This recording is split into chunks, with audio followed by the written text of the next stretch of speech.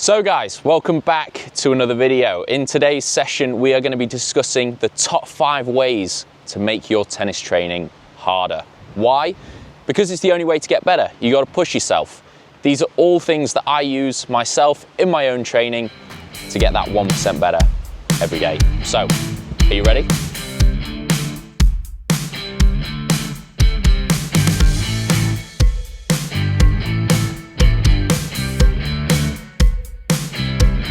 So number 5 is playing in tough conditions, playing in the wind, playing outdoors, because I feel like too many players, they're too happy to go indoors. Let it be easy, the ball's coming to you, you don't have to think too hard. Whereas playing outside, playing in the wind, difficult conditions really challenges you. It challenges your footwork because you're going to have to be in the right position every time to contact the ball, and the ball coming in might be moving a lot, or it might be holding up or coming through quicker. So you're going to have to be really on it with adjusting for the ball coming in. So it challenges you in that regard. Also, it's going to challenge you mentally. You're going to have to be more resilient. You're going to have to put up with more. The ball's going to look like sometimes it's going out and it's going to drop in, or so it's going to be really important for your focus. Playing outdoors and also physically, it's so much harder. The courts are often slower, so you're going to have to work harder in points. You're going to have to construct the point more. So I just think that playing outdoors as much as possible is going to improve you. It's going to be tougher, but again, that's why you're doing it, because you're going to get better.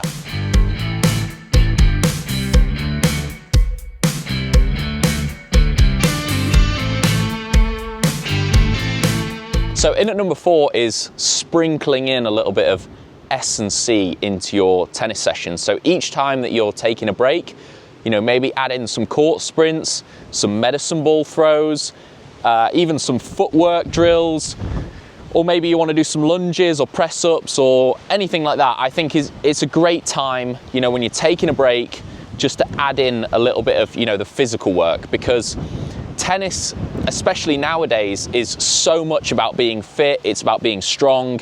And I think adding that into your training is going to make, a huge difference. I think that initially you might feel a little bit tired. You might not play as well. But then as you get stronger, you get fitter, you're going to add more power to your shots. You're going to get quicker.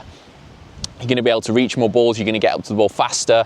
I think that it's such a sensible thing to do. And it's something that I've been adding in, especially over, the last few years, is just doing little bits of S&C.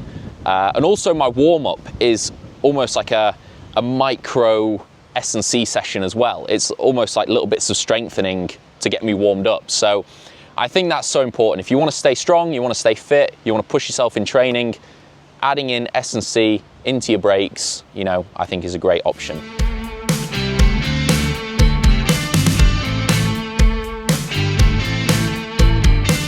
In at number 3, we've got a little bit of a rogue one. Now, this might not be for everyone, but when I was younger, I used to get really bad blisters on my hands. And I said to my coach, I'm really struggling with this. I was bleeding all the time.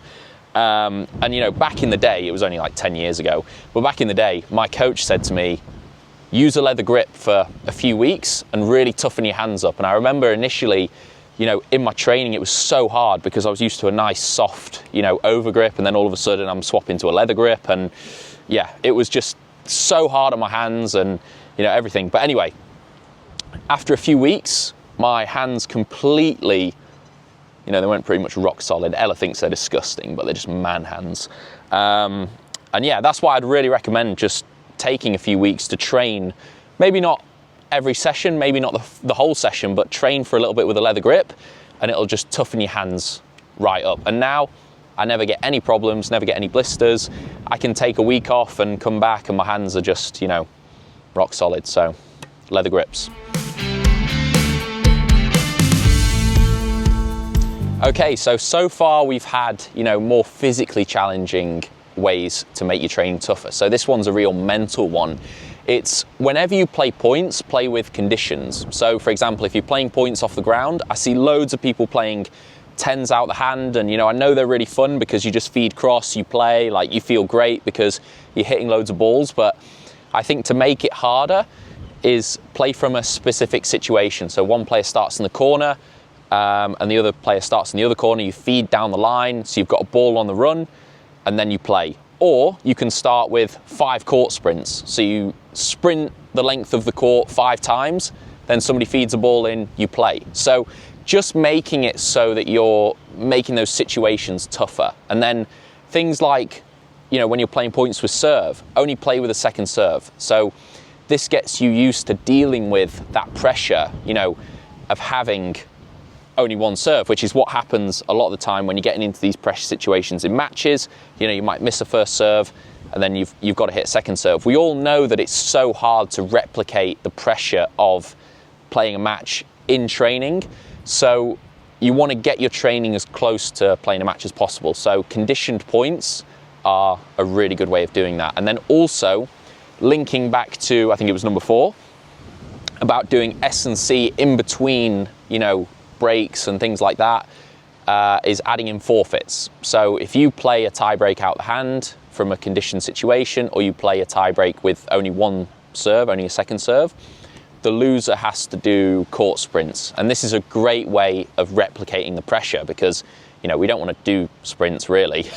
So you're thinking about that while you're playing, and that's also a really good way of trying to help you to deal with that pressure and make your training that little bit harder.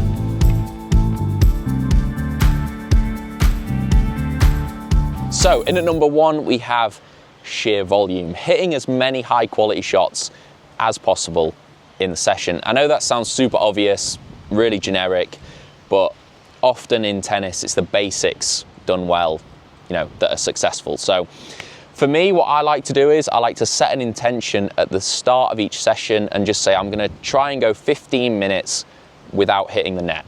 And what that does is it builds up a mental resilience because I'm clearing the net each time. I'm cutting out those unforced errors in the net. The net is the most easily avoidable error, in my opinion. So focusing on that, I'm building that confidence that I'm not hitting the net. I'm cutting my errors right down, and then I'm also getting depth, on the other side because of that height over the net. But what it actually helps me to do is because I'm really working hard to clear the net each time, I'm working hard physically as a result. So I'm moving my feet, into the right position every time, not getting lazy, making sure that I'm staying low, providing that wide base, to push off, drive up the back of the ball and make sure I'm clearing that height. And then I'm always getting in a good habit, brushing up the back of the ball as well with the racket, because that height and spin is going to bring the ball back into the court. It's going to give it safety. So there's so many reasons why, setting those sorts of intentions is really important because it's just going to help you improve. And then something that I like to do at the end of the session is, get somebody to feed me like 50 balls out of a basket into a specific situation. So I'll do something like the 3 forehand drill. So 9 balls in total, 1 from the forehand corner, 1 from the middle, 1 from the inside out to inside in. And I'll do that 3 times, that's 1 set, and I'll do that for a full basket. And I just think that, setting the intention to hit as many high quality balls as possible in your session, it's going to make you work harder. It's going to make you become more mentally resilient so that, when you're coming onto the match court, things just feel easier. You've practiced more, you've built up that foundation and the base layer of your game. So that's it, guys. That's my 5 top ways to make your training harder. Hope you enjoyed. If you fancy giving me a subscribe, that would be fantastic. Helps me out massively. And also turn on those notifications so you can see when I post. Anyway, until next time, take care.